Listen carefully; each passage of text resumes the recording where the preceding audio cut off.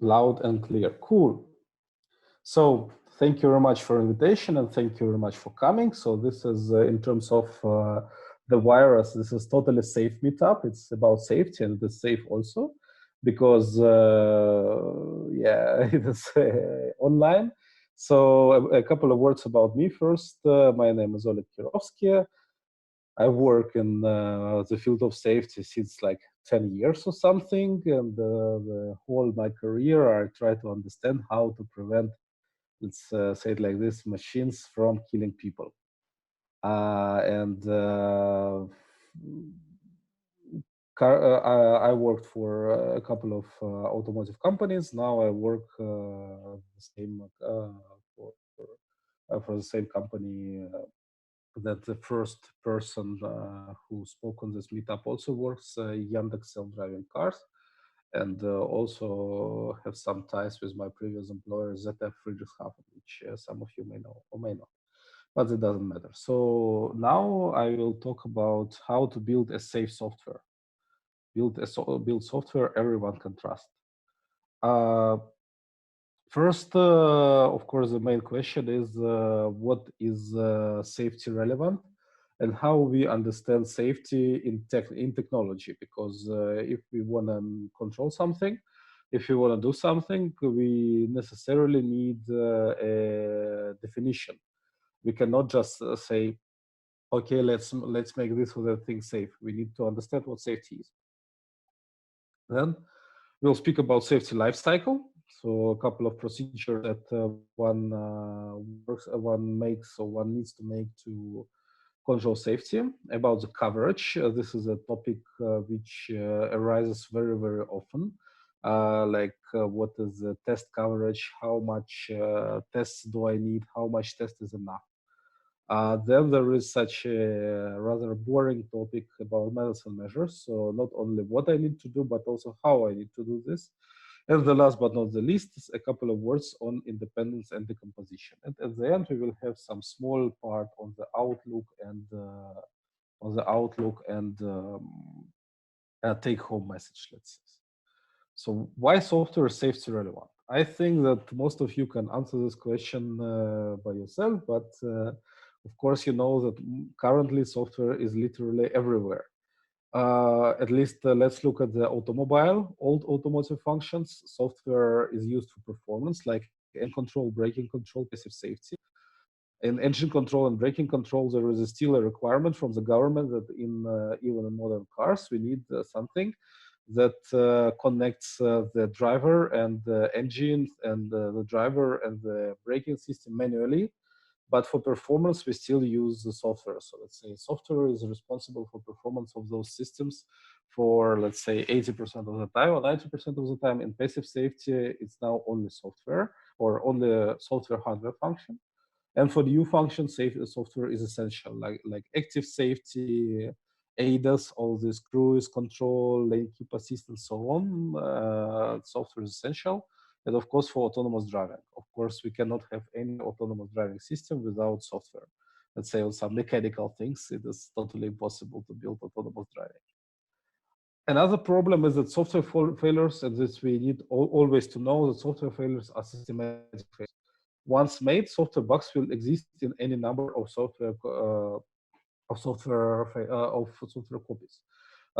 This is not like some hardware which is produced, and uh, of course there are also systematic failures of hardware, but mostly in hardware we have random failures. So some part of hardware, both electronic hardware and let's say real hardware, metallic hardware, they are prone to random failures. If we just make some bar thicker or put in parallel two switches, this will make things better. In software, doesn't work. If we have two software elements and put it in parallel, if those software elements are the same, there is no diversity, then this doesn't help.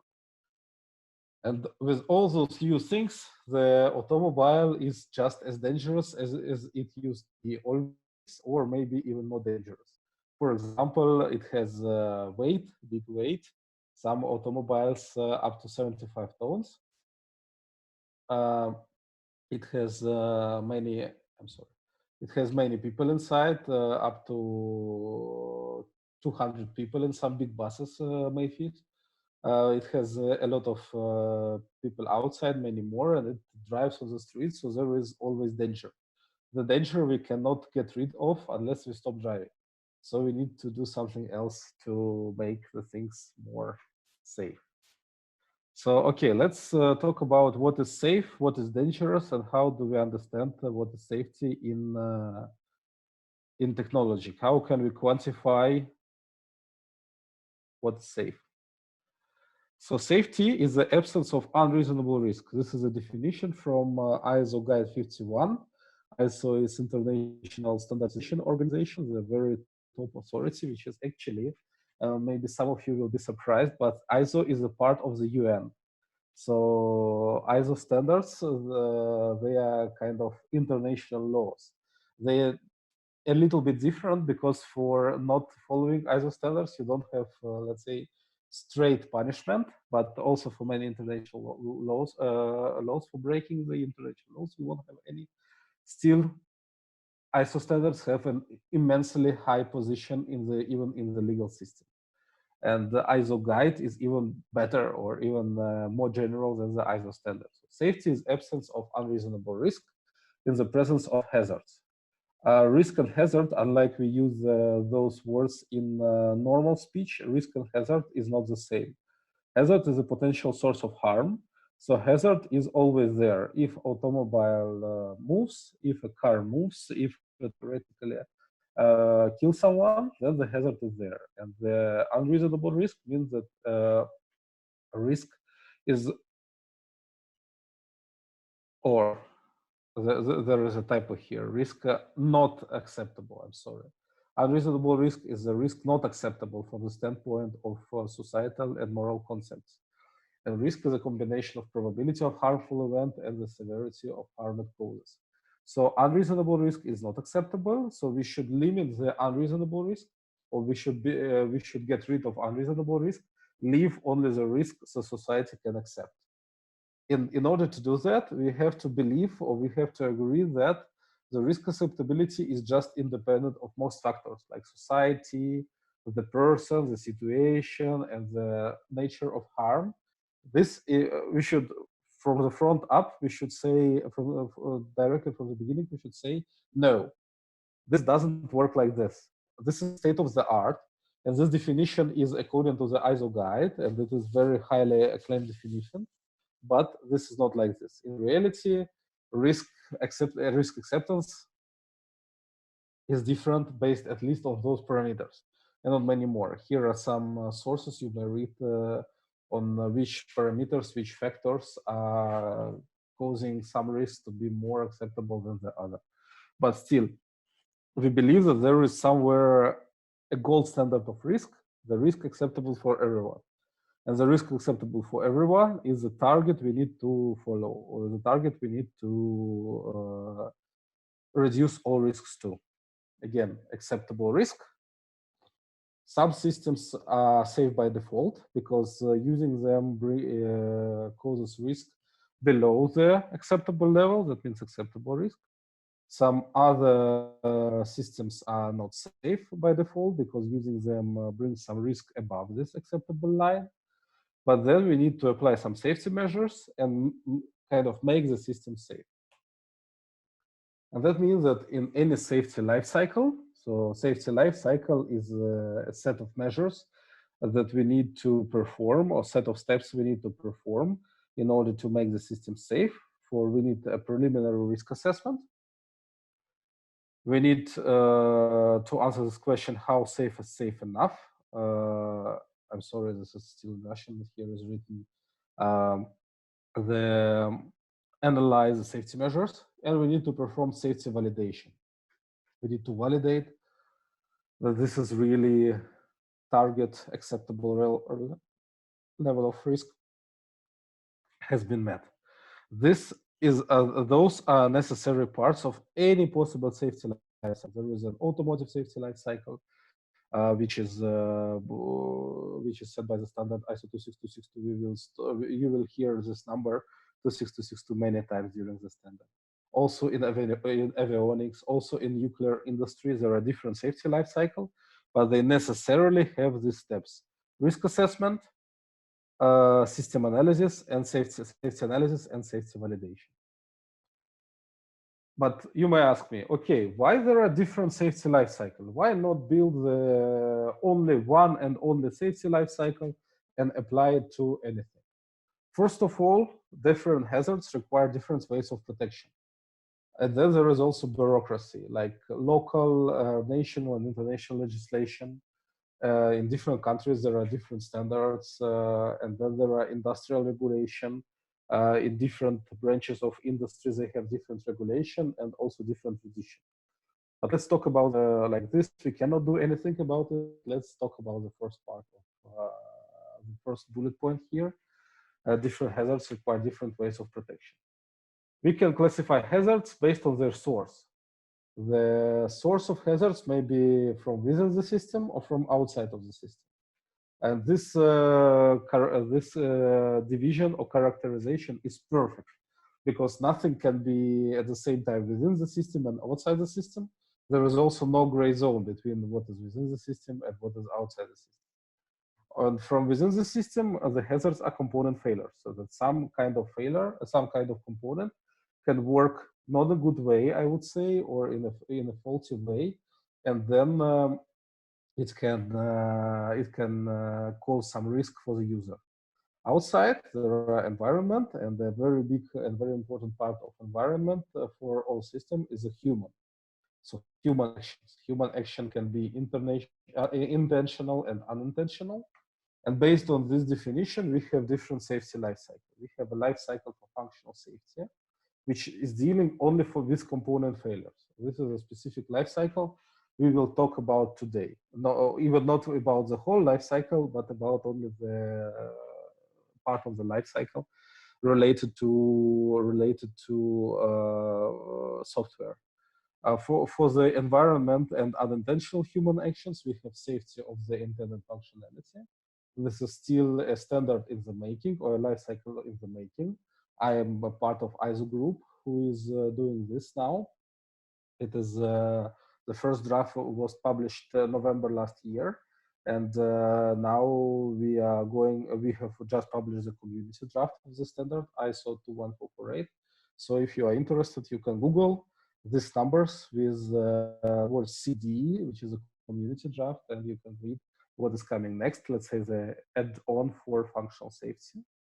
And cybersecurity is, of course, you know that there are some people who want to take advantage of our system. It is not only those people who are like hackers who are attaching their computer to our system and try to set some parameters wrongly, like the chip tuning or something. Also, I would say the cybersecurity applies to people who attach an aluminum can to the Tesla steering wheel in order to make out of what is a level 2 car, level 4 car. So use the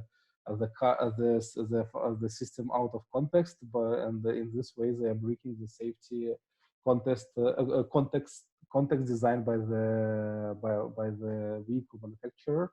Also can lead to very bad things. But okay, this is maybe for a topic for another meetup. In this case, we are going to speak about functional safety only. Functional safety is absence of unreasonable risk related to component malfunction. Malfunction is a system failure or change of system behavior violating the development goals, but you can never formally define the development goals. So you always need the analysis.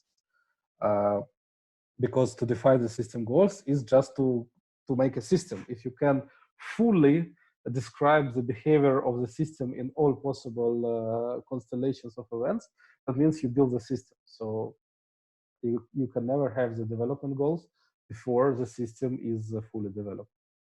In order to accept the definition, we need to agree that first, the following the predefined life cycle decreases risk or increases safety. So it is not just a stupid repetition of some steps defined by unknown people, not like a cargo cult, which very often it is like that. Very often it degrades to that. But I think that it is not always like that. That sometimes following the life cycle really makes sense. Um, Again, we need to accept that the risk acceptable by social moral concepts can be defined by one standard worldwide. This is, again, in, let's say, human society, it is not like this. In engineering society, it is like this. And people in, I don't know, Russia, Germany, United States, Japan, China, Korea, everywhere, they use the standard ISO 26262 as their measure for safety. No one, at least not to my knowledge, people nowhere say, okay, ISO 26262 is fine, but we need to define another ledge for our safety goal or another target for our risk. This doesn't happen.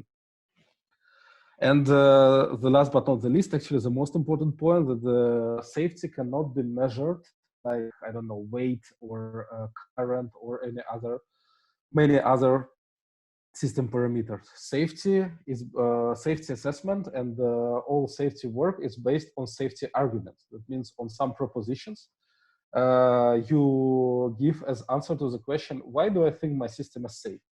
And all I work with, or what is my job as a safety engineer, is to construct this safety argument. Of course, I cannot construct the safety argument if I am not convinced personally that my system is safe.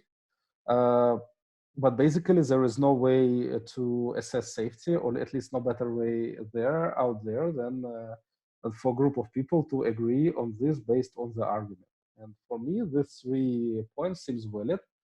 And I don't know anything refuting those statements, no information refuting those statements. Now let's look at the very big ISO 26262 life cycle. Each box you see, this small box with a number, is a step of the big system life cycle. This is, as you see, is a V model here. So for in V model, first make some concept, then develop. Was there some? No. We first make some concept, then develop some system, first on system level, then hardware and software level. So make the system and then test it, integrate, test again, and only after this we can start off production. There is also a couple of supporting processes here. I will repeat this again and again, that this life cycle doesn't mean the process. So if it says that there is a concept phase, let's say in the third part of the standard, this number means there is a part of the standard. In general, there are 12 parts of the standards of the standard now. Standard is now in second edition. It also includes a special book on semiconductor, special books on bus, special books on truck, special book on motorcycle. But let's say the book number 3 or part number 3 of the standard, we have concept phase. It is never written in the standard that first you need to finalize the concept phase fully. Then you need to finalize the product development at the system level fully. Only after this you can do the hardware level. Only after this you can do software level. It is not in the standard. So life cycle is not equal the process. Life cycle tells you how to, let's say, what steps in the process do you need. It doesn't tell you whether you choose a waterfall model, like first finalize number 3, then go to number 4, then go to number 5, and so on. Or you can do agile sprints, first do number 3, 4, and 5, and 6 for the most important things, then do all this for less important things. It is to you. Agile, okay, waterfall, okay, whatever you want is okay. Just remember about visiting all boxes here for all requirements at least once. And today we will be speaking about this product development at the software level. Another important thing that ISO 262 introduces is the concept of ASIL. ASIL is Automotive Safety Integrity Level. And there are 4 ASILs, ASIL A up to ASIL D. What is ASIL? ASIL is at the same time the measure of risk and the measure of how much effort we need to put into the system in order to reduce this risk. For example, ASIL A is the lowest ASIL. The system is a bit unsafe, and it requires minimum safety measures.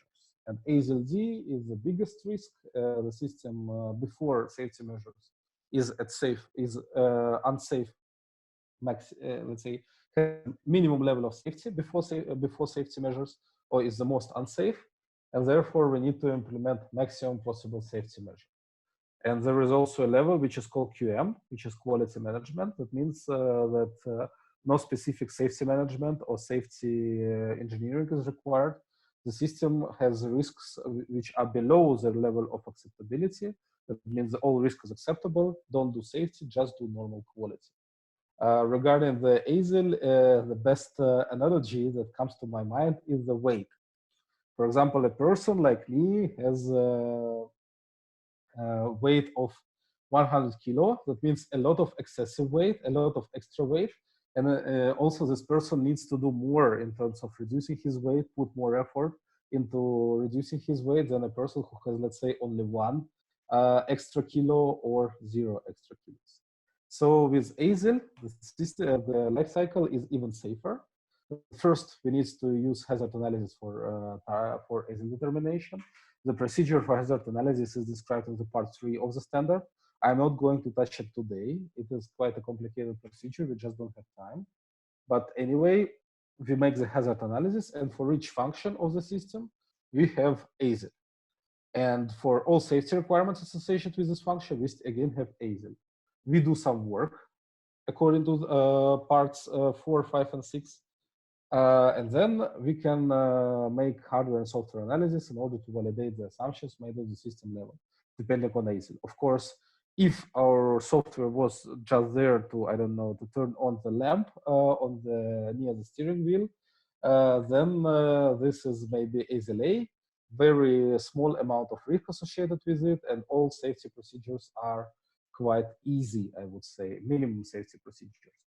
If we are speaking about the software modules that controls the engine or controls the braking, failure of this module can disable braking, for example, it is going to be ASIL D. Okay, we have one question here. Jonathan, thank you very much for this question. Yes, the concept is totally similar, but ASIL D is similar to SIL 3. In automotive engineering, currently there is no analogy for SIL 4. So you can go only up to SIL 3 in the automotive engineering. Now, people are talking about whether we need to implement some higher ASIL levels, because let's say wrongly programmed automotive vehicle can kill very many people if this vehicle just decides that it is a good idea to pass the stops, or let's say the stop areas where there are people with maximum speed. Then of course it will kill not only one person but many people. But generally, for the modern day automotive systems, we can kill only, let's say, the limited number of people, not like a failure of a power plant or a chemical plant. Therefore, we only use our, let's say, scale ends at ASIL D, which is equivalent to SIL 3. Thank you very much for this question. Okay, and is there any new? Please. Okay, so small amount of risk, small amount of analysis, big amount of risk, big amount of analysis. You will see this during today's presentation when we are going to speak more about methods and measures a little bit later. As I said, let's focus on the software life cycle. Software safety life cycle is described in part 6 or book 6 of the standard. And it has a specific, let's say, zoom up of the life cycle. This is taken directly from the standard. First, we need to do the specification of software safety requirements. Then we make a software architectural design. Then we perform software unit design and implementation. Then we and then the testing phase starts. Let's say the right side of the V model is for testing. The first unit testing, then integration testing, then verification of safety on the level of the whole software, and then the software is given for system integration. I will stop briefly on each step. Again, as I say, it is not, this is a life cycle, not a process. It means it is nowhere, it is required that you need to finish the part 6.6 before you start 6.7. but this is just boxes you should visit.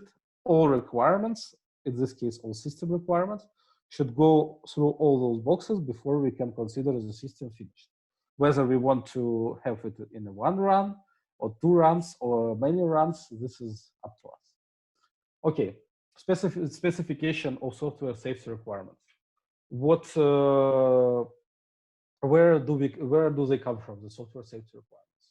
They're created based on the system level requirements. That means if we want to make software or hardware development according to ISO 26262, always we need to have some system level understanding. Requirements of different level are linked by traces or UML SysML link, which is called implement. In this way, we create a traceability graph. So many of you can ask me, okay, I work in a company which doesn't make cars. I work in a company which is a tier 1 or tier 2 or tier N supplier. How can I know what the OEM or what my customer needs from me in terms of system engineering, the system requirements? I would answer that somehow you need to make assumptions and then to validate them. If you don't receive requirements from the customer, you need to think about what your customer may need and create assumptions. This is done actually always. You cannot sell even, I don't know, apples if you don't know what people consider as a good apples. Maybe in some countries they want red apples, in other countries green apples, but you need to understand the concept of apples. And this is what in our world means assume some customer requirements. ASIL, the software safety requirements for SSR inherit ASIL from system level safety requirements. If there are two or more SSRs implementing one system level requirement, then we can apply what is called ASIL decomposition. This is a technique which which gives you, let's say, discount on ASIL due to redundancy. But this ASIL decomposition, of course, creates the requirement for both software elements or both SSRs at this level to be independent. We will talk a little bit later what does it mean to be independent. Of course, as I said, if you just put two software elements in parallel, it doesn't help anything because all the bugs are the same in both systems. What I need to emphasize here, that writing requirements is a separate skill. Requirements shall be verifiable, atomic, clear, complete, and more. There are many standards. If you are interested, just Google this requirement writing guide or INCOSE. INCOSE is International Concept for Safety Engineering. This is a good start, but basically requirements engineering or creating requirements is part of system level work, and system engineers are needed to perform it. Actually, in any company, you have a system engineer. Also, you have a safety engineer. System engineer is a guy who knows how the whole system works together. Safety engineer is the guy who signs off things into the production. The problem is that these roles are mostly not understood by the people who are holding them. So you cannot. I would argue that you cannot build a company making or building some products for automotive industry or for any other complicated industry without having, say, an implicit system engineer. And in my opinion, it would be a good idea for the implicit system engineer to understand his position and to get some skills in system engineering. Let's say to be, how to say, explicit system engineer. But okay, let's go further. The architectural design. Architecture should specify the modules or the, let's say, the division of the modules of the system and behavior. Just a block diagram is not architecture. There are also standardized way to express or to formulate the architecture. And no, this is not Visio. Just, I know that Visio is probably the most often used tool of a software architect, but there are other systems like, I would not name them because maybe this would be an improper advertisement, but it is very much better to use specific architectural design tools. because they will ensure that you don't forget anything, that you really specify the system up to the level it needs to be specified. Good architecture will help you because it is easy. It provides for easy verification analysis. It allows safety engineers to make good safety arguments. It allows easy unit specification, and it allows you to manage your technical debt in a good way.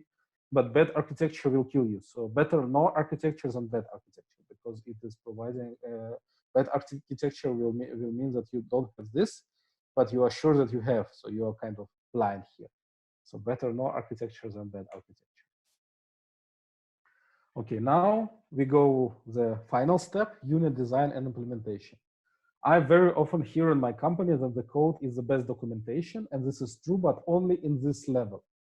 The ISO 26262, yes, you can specify requirements on the unit level. You can specify them with just informal, normal human language. Let's say just write them in English without any semi-formal notation. Or you may just you may just say it's okay and just do the direct coding out of having the architecture and requirements. Software safety requirements are assigned to units. Unit testing is based on SSRs and best practices. We will see a little bit later how one can or where one can get the test cases for unit testing. Compiler checks and other means of automated deployment help at this level only. So if you put into the system a very short or quite limited piece of software, it can somewhat help you make it better, but no automated mean can help you ensure that that your system is correct in terms of safety, verify your safety, and prove you that you are doing right in terms of safety. Why? Because no automated thing can know what is safe for you. Although, of course, for example, there was a very good presentation on theorem proving. You can specify this explicitly, and then some systems, some parts of or some tools, software tools, they can check if this is up to your specification. But again, it is only as good as your specification. Unit testing, SSRs and automated checking, architecture verification, checks of dependencies and independencies, verification of SSRs are clearly based on the SSRs. That means without requirement, we cannot say if the software is bad or is good or bad.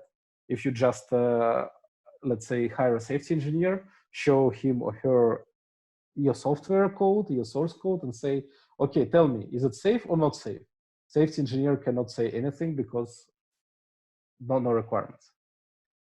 Okay, let's talk about the coverage. What is test coverage? Test coverage is a very important topic, which is understood differently by safety engineers and software engineers. Software engineers mostly talk about the coverage at unit testing level. There are also different types of how to measure coverage. There is a statement coverage, which is basically just every statement has been invoked at least once. Branch coverage, which includes every point of entry and exit, every branch of control statement, and every non-constant boolean has been tried for true and false. And there is such thing as the modified condition decision coverage, which includes branch coverage plus the following: that every non-constant condition, which is part of Boolean expression, has been evaluated for true or false, and every non-constant condition has been shown to independently affect the value of the expression. It is maybe not very clear. We can have a whole meetup. I can speak for 1 hour about how to choose, how to calculate the coverage and how to choose the model of the coverage. So let's say just now, my take-home message is that there is something which is called MCDC, and it is even more test than, let's say, branch coverage. For QM and ASIL A, you need statement coverage. For ASIL B and C, you need branch coverage, and the MCDC is recommended. For ASIL D, MCDC is highly recommended, which in safety language means it is required. Architecture verification.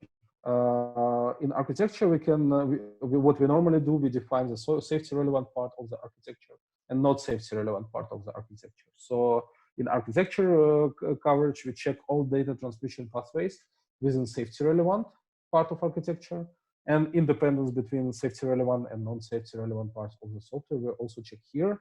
Main methods for checking here is fault injection. Which faults to inject, you will see a little bit later. For software verification, all SSRs has been, we need to ensure that all SSRs has been tested explicitly or fully. And here again, I should say that writing good test cases is a separate skill, also a part of the skill set of a system engineer. Or there are also software engineers and development engineers in test. So those people also can write good test cases for software.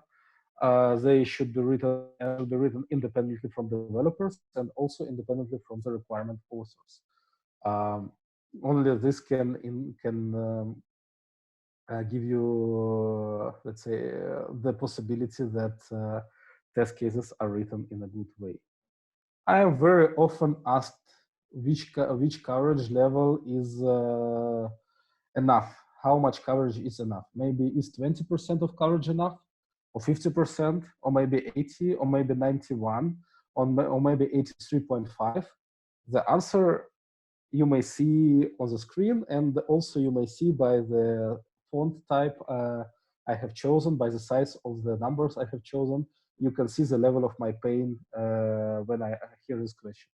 All these coverages should be 100% on each level. Only after this we can say, yes, this is safe. Okay, now a little bit going from very high level things down to earth, I would say, and look at methods and measures. So concrete advices that the standard gives you in order to say not only what you need to do, because before I was only talking about what you need to do, but also the standard says how do you need to do this.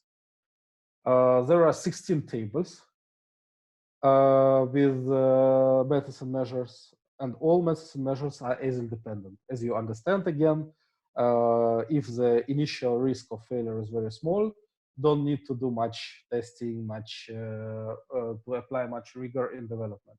If the possible level of risk is very high, maximum level of rigor. A and B, mostly the same.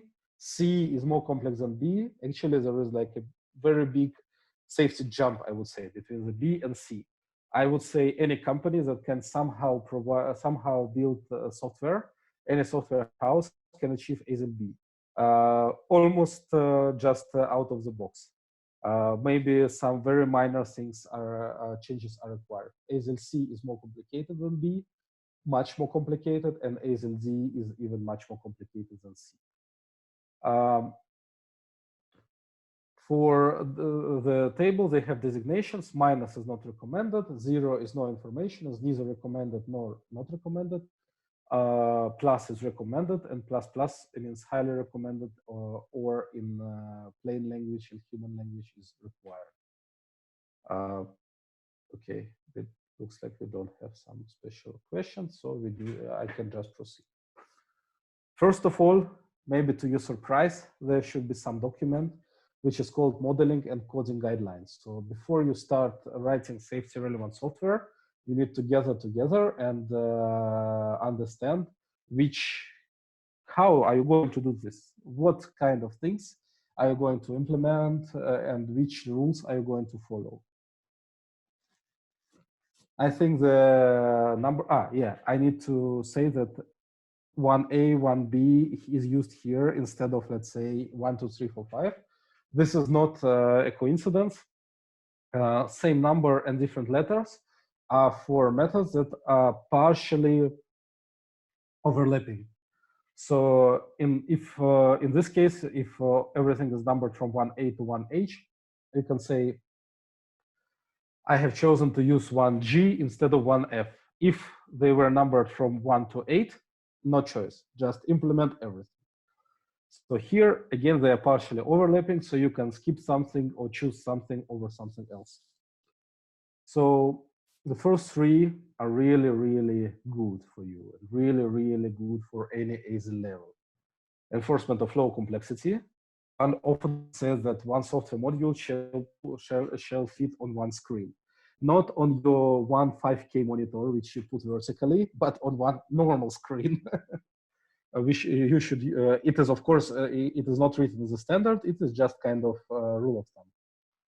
You should use of language subset, like for the C language, there is a MISRA C language subset, a very big document. MISRA is Motor Industry Software Reliability Association, I think. So those people, they made a document which part of the C language is safe for use in safety-related applications. And for strong typing, use defensive implementation technique, establish design principles, which are also called patterns. Maybe you know something about them. I'm quite sure you know.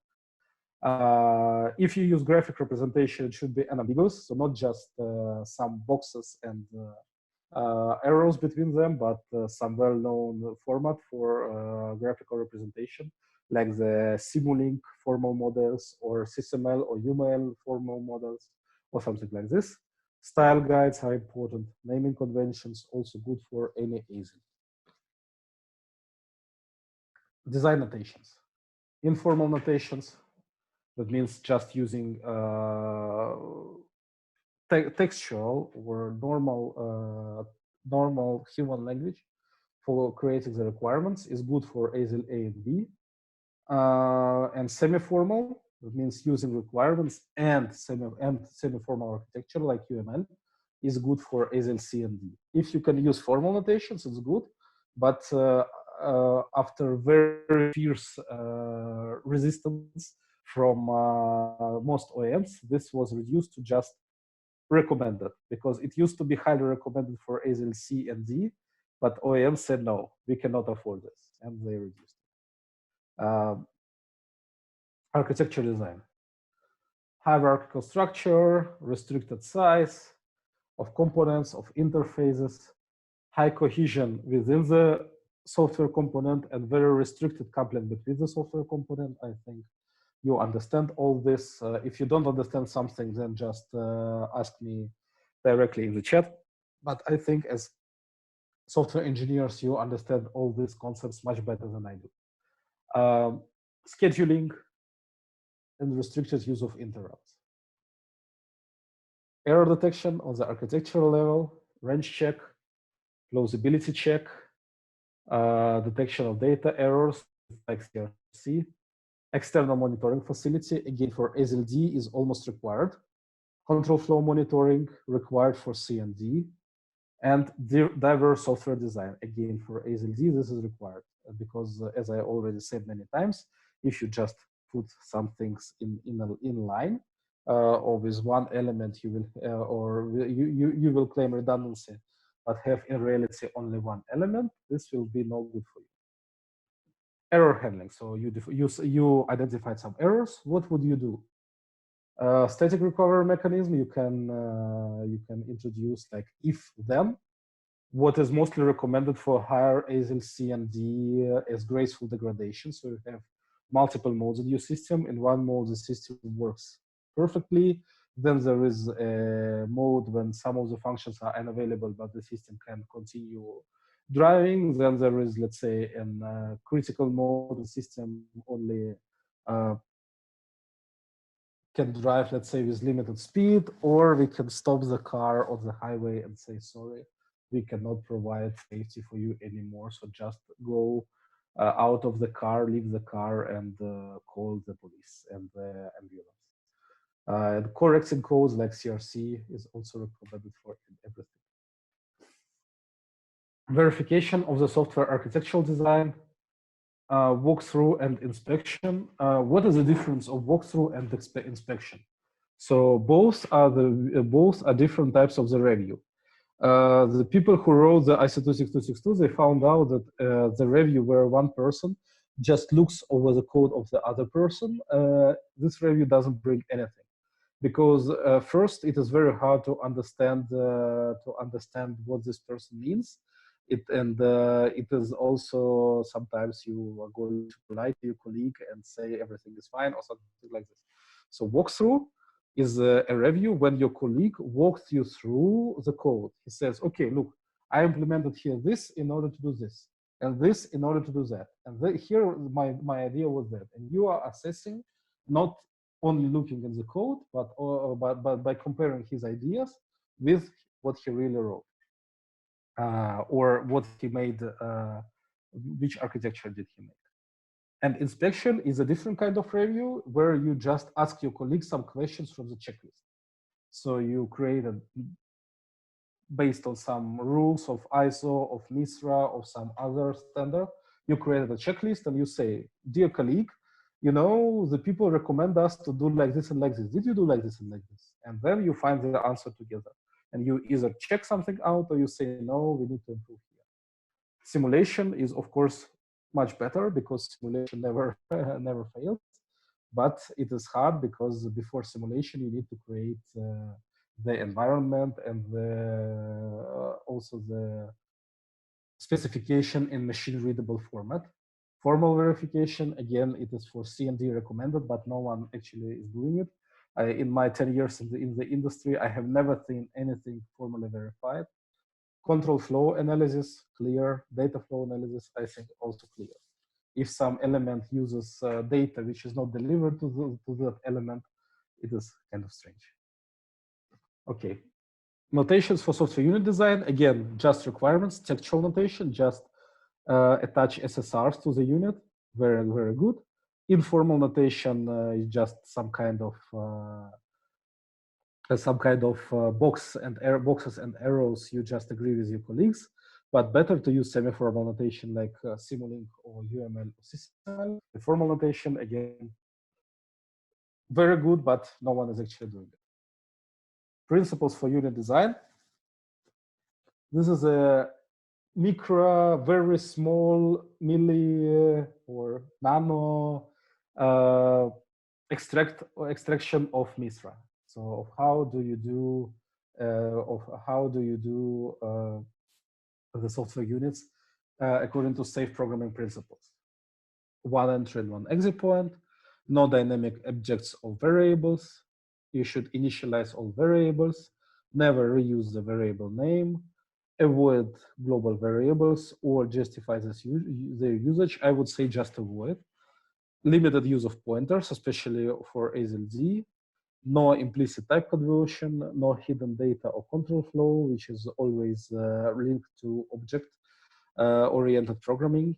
No unconditional jumps, don't know to, but I think it is in 2020, in the year 2020, it is kind of fun to talk about it. And no use of recursion. Again, verification. Those things now we are going up the right side, so it will repeat itself very often. Again, walkthrough, inspection, the same ideas I already was talking about before. Unit testing. Requirement-based testing is only one of 5 here. So you need to also make interface testing, fault injection testing, resource usage test, and back-to-back comparison. And requirements-based testing or test cases are written by human beings. All this can be automated now, which is kind of a positive side. Test cases, again, analysis of requirements, only possible by human being, at least what I know up to now. Maybe in future, AI will take all this over as well, but now analysis of requirements is also possible by human being. Okay, we have a question.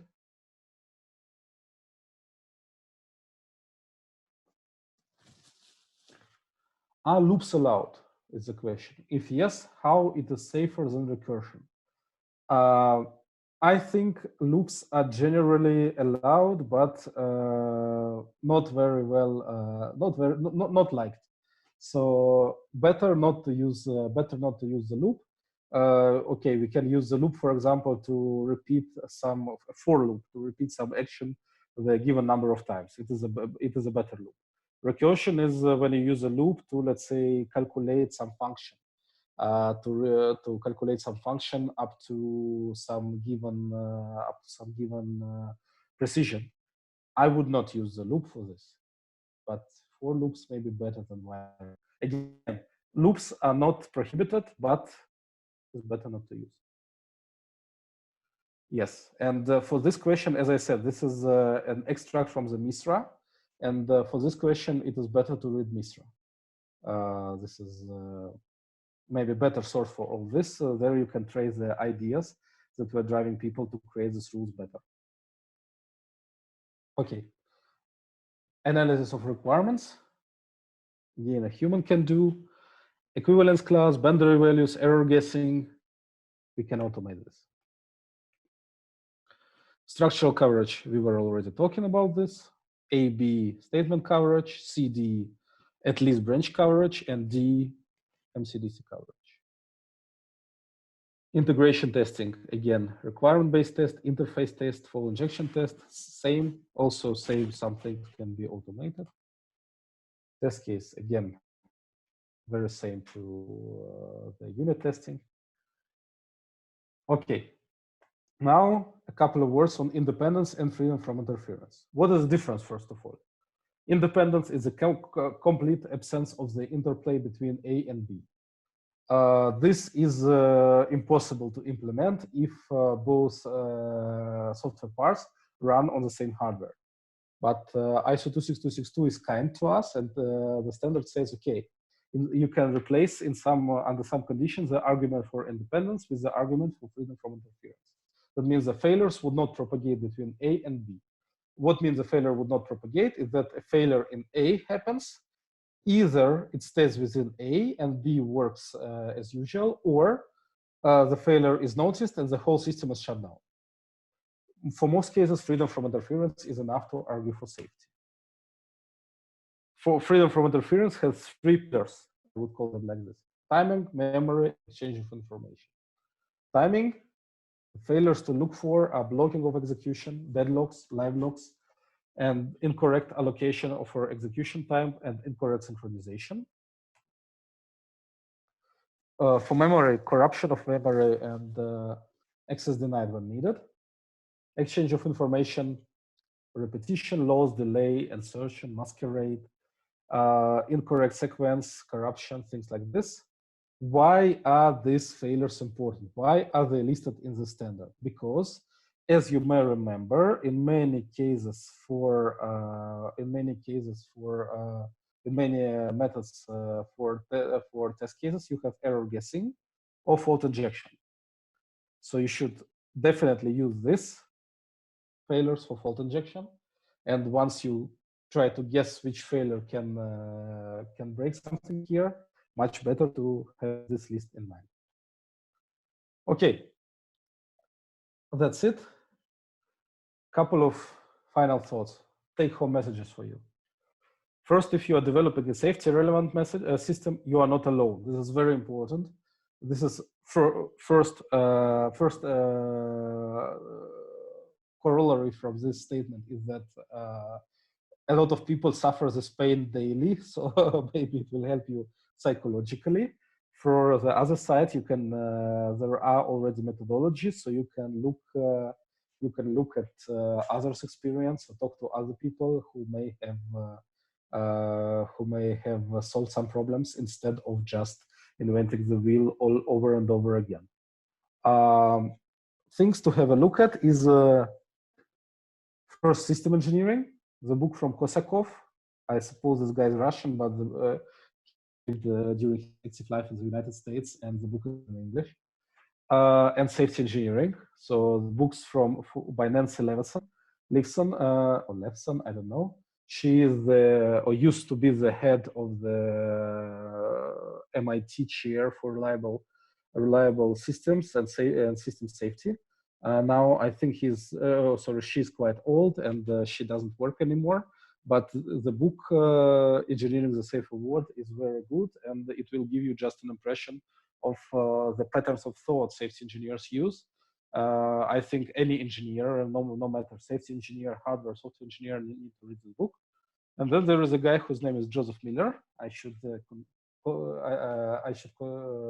say it out loud that I'm not partial here. This guy is my kind of teacher, was my boss for quite a long time, but he recently wrote a book which is very good, which is really, again, I think it's good because it's the same story. There are the same stories he always told me, but I think it is a good way to become a proficient safety engineer. Currently, system and safety engineering is much more a trade than an established engineering discipline. It means there are no good guidebooks, no good textbooks. So you have to learn mostly from others, be it in form of a book or be it in form of just working with other more experienced colleagues. Now it's much more trade. I know that in the University of Constance in Germany, they used to teach a course on functional safety for people studying automotive electronics, and also in the Fachhochschule von Konstanz also, but I'm not sure if any other university provides it. Again, maybe I just don't know, but I know a lot of universities, and if only one university has this, then it's probably some problem there. Providing arguments means asking yourself questions. Why do we think that it is okay? If your answer is my boss said so, or it works, or it has always been like this is a bad safety argument. So you maybe need to look to go out and look for better safety argument. You should ask yourself, what is the state of the art? How can we justify it? And again, money and time pressure are bad justifications. So just through this, let's say, internal discussion, internal talk, you can put yourself in the shoes of a safety engineer and increase the quality and safety of the code you produce or the software you produce much more. You should think in goals, not tools. So what is our goal? Our goal is to reach MCDC coverage at 100%. Our goal is to write good requirements. Our goal is to provide good safety architecture. And only after you define your goal, you need to start choosing tools, because very often I see, oh, let's use this this checker, or let's use this model checker, and everything will be fine once we use this or this or that. No. A tool with a fool, a fool with a tool is still a fool, an English proverb. I like it. Then you need to organize your work. Think of some kind of process. I will repeat it again. Life cycle is not a process, but there should be, let's say, some regular things reoccurring to guarantee that all your work is the same quality, and this quality is suitable, is enough quality. And talk to each other, because safety is, again, absence of unreasonable risk, absence of the risk unreasonable on the level of the society. So the society talk to each other, and first you need to find agreement and acceptance, at least among yourself, among the software development team and among the system development team. Only after this you can go to wider groups of people and say, yes, my system is safe. Let's say if you provide safety arguments which cannot even persuade your own colleagues, how do you want the general public to be persuaded by this? And if you want to talk more about this, I'm always ready. Here is my email, Telegram. I think Stanislav and Yegor have my other contacts. So please, anytime, you are free to contact me, ask me questions about functional safety, other kinds of safety, and all other questions about the universe and all that stuff. Thank you very much. That's it. It is 1 hour, 6 minutes. I was aiming for 1 hour, so we have some time for questions or discussion, just free discussion. Yes, I think there is actually a question from Alex. So I think it's really, the time for questions now. So just come up with something on the chat. Mm-hmm. All this. So we inject those faults. For example, to prove that our software units are independent, we inject those faults. And basically, a fault is a negation of a requirement. So we can think of functional failures by ourselves and inject them. Is my answer satisfactory, or I need to talk more about it?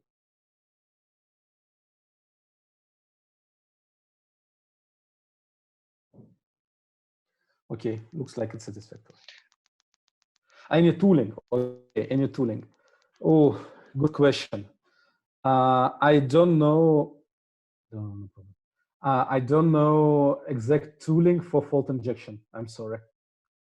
It is also not very much my area because I'm mostly on the system. I work mostly on system level, but I don't know exact tooling for fault injection. I'm sorry.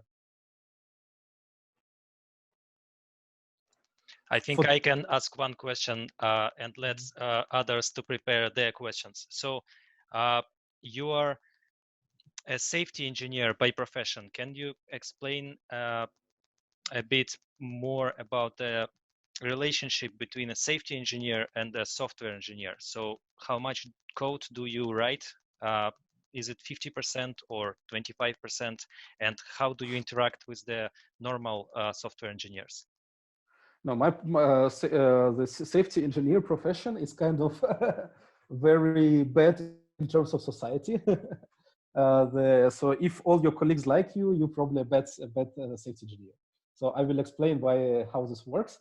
I do not write any code, and I held some positions in safety, and I never have written any line of production code.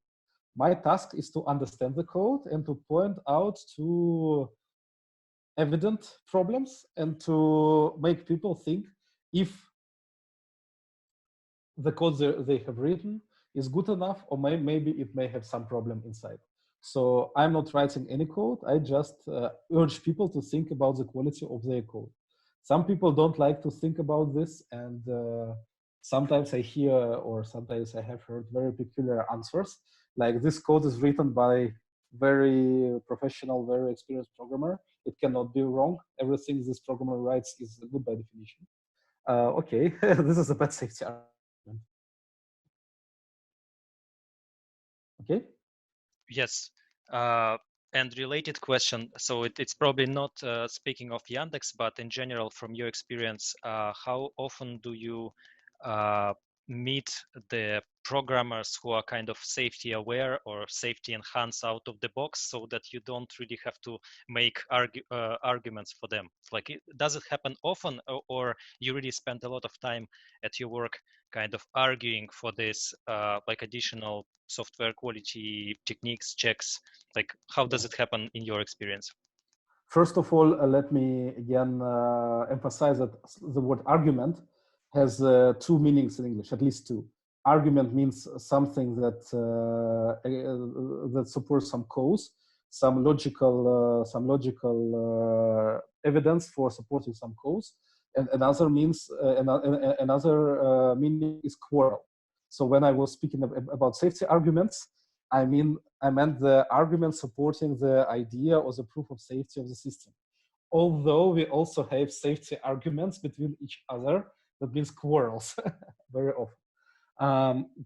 Coming back to a question, also I would say that in Yandex also a lot of people, they are safety aware. They are trying to using the best possible solution. This is not something strange. I mean, let me say, I have never met a person who says, a programmer, a manager, yes, but I have never met a programmer who says, no, safety is not important. I don't care. Everyone cares about safety. The problem is sometimes people don't have proper tools, so they don't understand what is safety, or they think that if they check some checks in the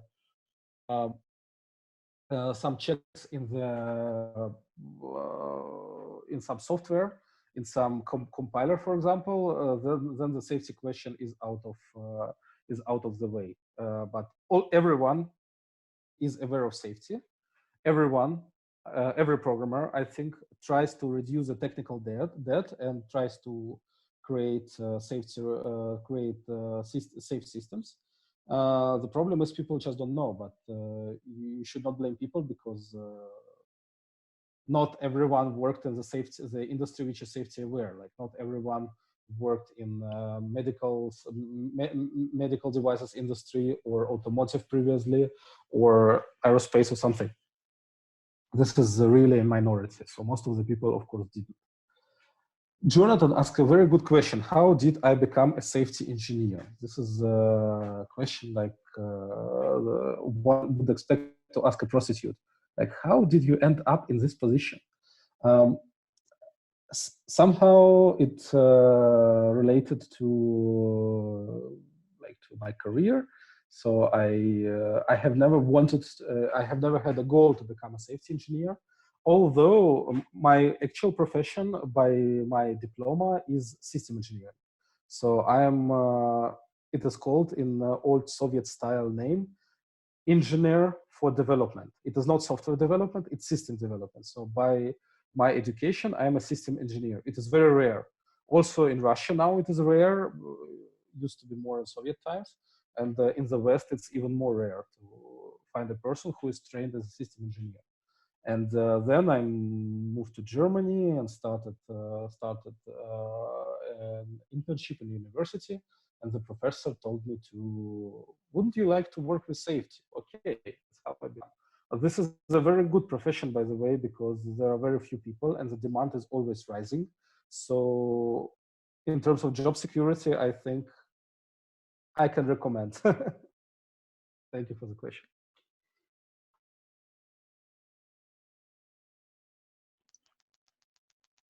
Any other questions on the chat? Maybe one question from me. So you mentioned the books by Nancy Levinson, and also thanks for the recommendation, by the way. I didn't know about the other author. So the from Nancy Levinson, we know that she actually pioneered, and now with Dr. Thomas, they are kind of creating and spreading the knowledge about the STPA and the STEMP methods. So are these methods being adopted by Yandex or at your work? Like, would you say something about, like, what do you think about these methods and are you using them?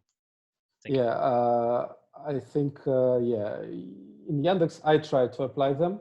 In general, however, I'm very skeptical about it because the STPA that is in the current edition, it is, let's say, methods for digging, method used previously to, or the idea of this method was to learn from system design after something has happened, to use it for investigation of negative events that have happened.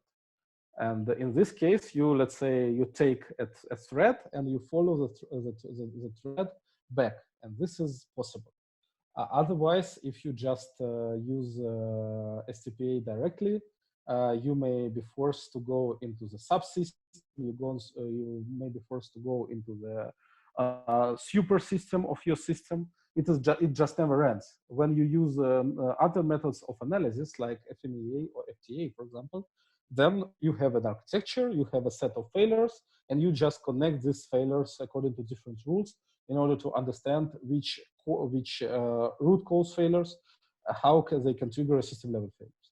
So your job is finished when you have searched through all combinations. Even though it may be very many combinations, it's the number which is limited. In STPA, you can do STPA years and years. It's really more like an art now. This is my personal opinion. SAE, Society for Automotive Engineering, is now making an SAE standard on STPA, tries to somehow limit this complexity. I'm not in the working group, but I'm very closely following it. So the idea may be good, but it needs some adaptation, some change before it can be used in industrial context. This is what I think. Okay, thank you. So I think if there are no further questions, we thank you, Yegor, for giving us so much interesting presentation. I think for this meetup, it opens a bunch of new possible topics, such as safety, systems engineering, use of modeling languages, hazard analysis methods, and yeah, I think it's the whole new world that we could eventually have as a further talks. So I guess we cannot give you a hand because it's an online event, but yeah, thanks for coming. We have this meetup recorded, and the video will be available on YouTube very soon. I'll try to make it as soon as possible, and then if there is any follow-up, I think people please contact Oleg directly, or just write me as an organizer to the meetup channel. And so about the next events, we have a few preliminary commitments from the speakers, and some speakers don't want to do online meetups, and this is why the line is a bit limited until the situation with the virus gets resolved. But on the list, what I had so far, we have pharmacy, we have TLA plus, and we have category theory talk. And so there are a few other also preliminary commitments. We'll see how it goes. If you have something to present, please approach me as an organizer. And yeah, let's thank again Oleg for giving his talk. And with this, I think we can conclude. Okay, thank you very much from my side for listening about functional safety for 1.5 hours. Not everyone is doing this even in companies where I used to work. The basic training, like in ZF, we have had an onboarding training for new software specialists for functional safety.